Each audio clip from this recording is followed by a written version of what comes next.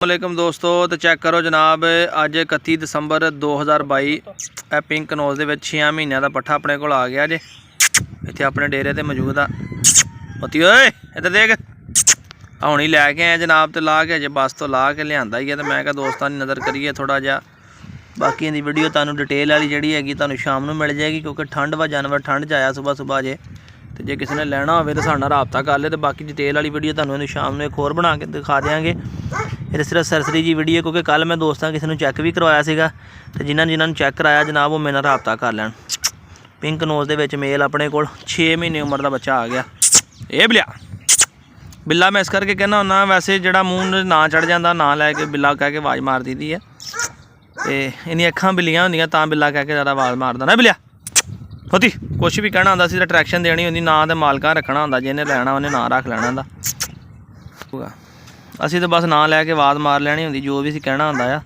ठीक है, यह चैक कर लवो जी, 31 दसंबर की वीडियो आ।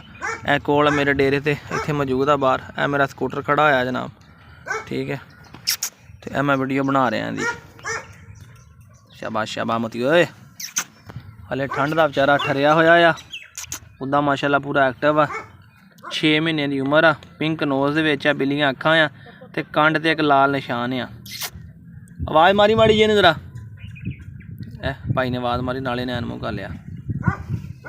ठीक है जी, इसका मतलब है कि सुनता भी है, डोरा भी नहीं है। बहुत सारे दोस्तों के दिल शक होंदा कि डोरा ना हो जानवर, तो जानवर डोरा भी नहीं है। ये बिलिया ठीक है जी। ये 31 तरीक 12वां महीना सन 2022। 31 तरीक 12वां महीना सन 2022 फ्रैश वीडियो आ। चैक कर लो जनाब। ठीक है जी। बाकी तुहानूं इहदी वीडियो शाम नूं भी एक बना के भेज दिखा देंगे। तो अज वैसे बना रहा सुबह, हुण लैके आए तकरीबन 11 बजे का टाइम आ। तो कल मैं जुमे वाले दिन दोस्तों ने वीडियो दिखाई सी, दसिया सी मैं मेरे को आ जाना है मोती, मैं दसिया सी मैं मेरे को आ जाना। ठीक है जी, चैक कर लो पिंक नोज दे विच मेल आ। ਜਿਹੜੇ दोस्त भी पसंद हो साडे नाल राबता कर ले, अपने कोल अपने डेरे ते मौजूद हैगा।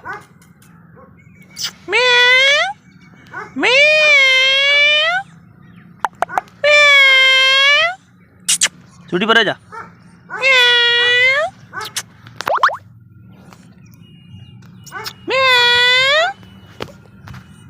ए मोती